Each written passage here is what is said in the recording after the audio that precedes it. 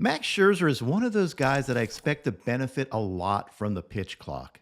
We'll hear in Max's own words the cat and mouse game that the pitch clock introduces and look at examples. But before we get to that, make sure you hit that subscribe button because you're not going to want to miss the content that we'll be putting out all season.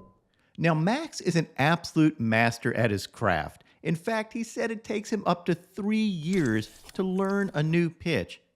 While it's not so hard for Max to work on a grip, Max pays so much attention to detail that it takes him up to 3 years to learn when to use the pitch, including things like what hitters it works best against, what situations to throw it, and how to sequence it with his other pitches.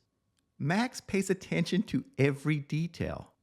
In fact, he even works on dry holds before a game, just getting used to holding an imaginary ball as long as he can and then throwing. And he uses this to freeze base runners.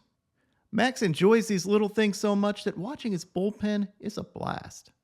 So if someone's going to figure out the ins and outs of a pitch clock, it's Max Scherzer. And here's Max talking about the advantages that the pitch clock gives him, because now he's in charge of the pace of an at-bat and can play games with the hitter, like holding a ball so long that a hitter calls timeout. And since under the new rules, a hitter only gets 1 timeout per at-bat, now Max is in total control of the entire pace of the at-bat. Really the power that the pitcher has now. I mean, I can completely dictate pace. I mean, the rule change of the hitter only having 1 timeout changes the complete dynamic of the hitter and pitcher dynamic. So, yeah, I love it. He can hold this as long as he wants, and Chavis can't call time. He And did he this is. to Lindor in live BP the other day, and Lindor got tied in a knot, and that's what he's doing. I can kind of work quick. I can work extremely quick, or I can work extremely slow. So there's another layer here to be able to mess with the hitter's timing. I can come set before the hitter's really even in a box.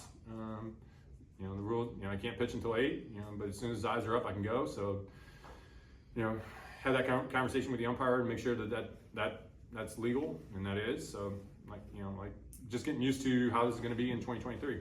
Or using pitcher PitchCom to call his pitch himself without having to wait for the catcher so he can make a hitter uncomfortable with how fast he works. Steve Carlton with the '86 White Sox. That's where Omar and I were.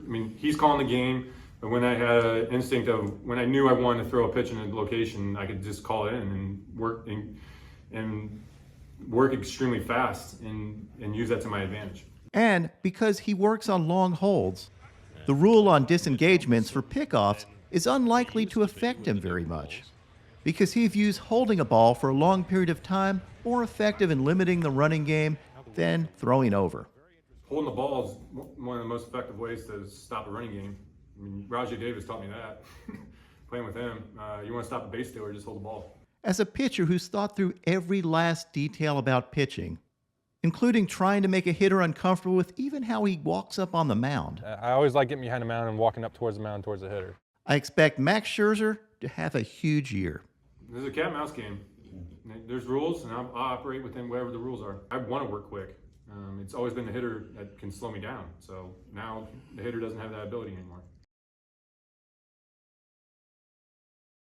Holding the ball is one of the most effective ways to stop a running game.